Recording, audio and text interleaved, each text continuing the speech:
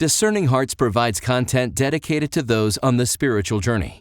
To continue production of these videos, prayers, and more, go to discerninghearts.com and click the donate link found there or inside the free Discerning Hearts app to make your donation. Thanks, and God bless.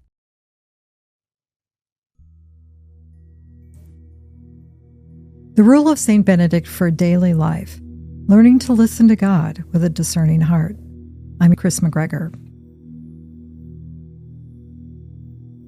Love Returned in God, Episode 32. St. Bernard now speaks about the furthest reach of love. He has already shown how love begins in need and how, by grace, it can be purified so that God is loved for his own sake. Now he speaks about what happens when love is so healed and rightly ordered in God that a person can finally receive his own life as gift. This is where St. Bernard must be read carefully. He isn't describing a return to self-interest. He's describing a self that can be restored by grace. The Holy Rule helps us understand this because St. Benedict never teaches us to despise ourselves. He teaches the long purification of self-will so that the whole person can be rightly ordered to God. From St. Bernard of Clairvaux on Loving God. In the fourth degree, man loves himself, but for God's sake. This happens when he so clings to God that he becomes one spirit with him, and can say with the Apostle, "He who is joined to the Lord becomes one spirit with him." This is one of the most delicate parts of St. Bernard's teaching, because it can be misunderstood very easily. When he says that a person comes to love himself for God's sake, he doesn't mean that self-love has returned in its old form. He means that the self has been brought back into right order by union with God. At the beginning, the soul loves itself in a needy and instinctive way. He seeks what will preserve it, comfort it, and help it. St. Bernard has already shown that grace can purify that love so that God is no longer sought only for his gifts. Here he goes one step further. The person now receives even his own life back through God. He no longer clings to himself anxiously. He no longer tries to secure himself apart from God. He loves what God loves, even in himself. That is why this can't be misunderstood as spiritual achievement. St. Bernard isn't handing us a goal to reach by effort.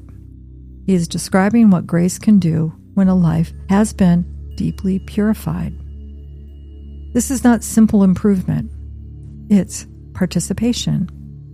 The soul is so joined to God in love that even love of self is no longer curved inward. It is gathered into God. This is where the Holy Rule helps us again in a very concrete way. St. Benedict trains the soul in humility, obedience, stability, and prayer. Not so that the person disappears, but so that the false self can lose its grip. Self-will is loosened. Vanity is exposed. The need to secure ourselves on our terms begins to weaken. And over time, by grace, a deeper freedom becomes possible. That freedom matters here. A person who has to keep protecting himself can't yet love in this way.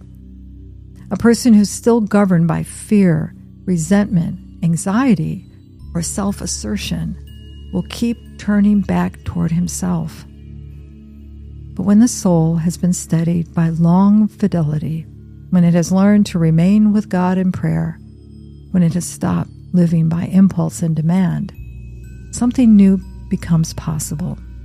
The self is no longer grasped, it is received. That is a beautiful thing. St. Bernard is saying that the person becomes whole not by forgetting himself in a false way, and not by obsessing over himself either, but by belonging to God so fully that everything finds its proper place. Love is no longer divided. It is no longer torn between God and self in the old way. It comes to rest. St. Bernard is also careful to say that this is rare. That too matters. He doesn't speak about it casually, as if it were a normal spiritual mood or a stage we can claim for ourselves. He speaks about it with reverence. This kind of union is gift. It can't be manufactured. It can only be received. That too is deeply Benedictine. The Holy Rule protects the soul from fantasy. It keeps bringing us back to prayer, humility, obedience, repentance, and perseverance.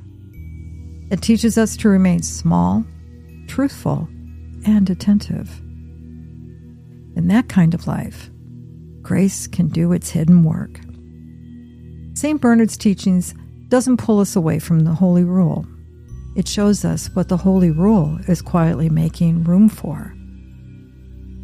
Christ is the measure here as well. In him, human life is perfectly ordered in love. Nothing is divided. Nothing is self-seeking. Everything is received from the Father and returned to him. St. Bernard points toward that participation. Not something we control, but something grace can begin to form in us as we remain with God. So this final movement of love is not about becoming less human. It's about becoming more deeply restored in God. The self is not lost because it is finally loved through, with, and in God. In the fourth degree, man loves himself, but for God's sake. This happens when he so clings to God that he becomes one spirit with him, and can say with the Apostle, "He who is joined to the Lord becomes one spirit with him." Before listening to Scripture, allow your body to settle. Remain still. Let yourself be present without effort or anticipation. This posture supports reception rather than grasping. We now turn to the first letter to the Corinthians, chapter 6, verse 17. He who is united to the Lord becomes one spirit with him.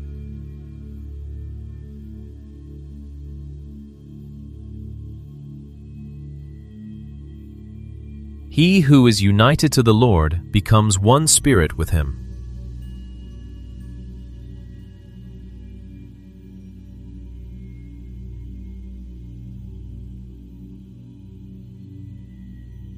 He who is united to the Lord becomes one spirit with him.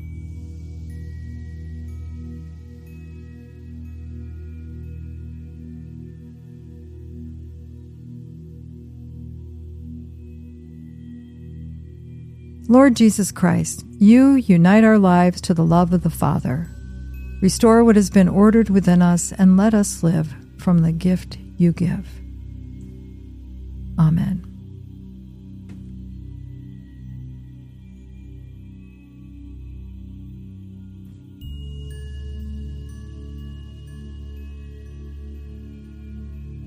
To hear more of these reflections, visit DiscerningHearts.com. or you can find them in the free Discerning Hearts app or wherever you download your favorite podcasts.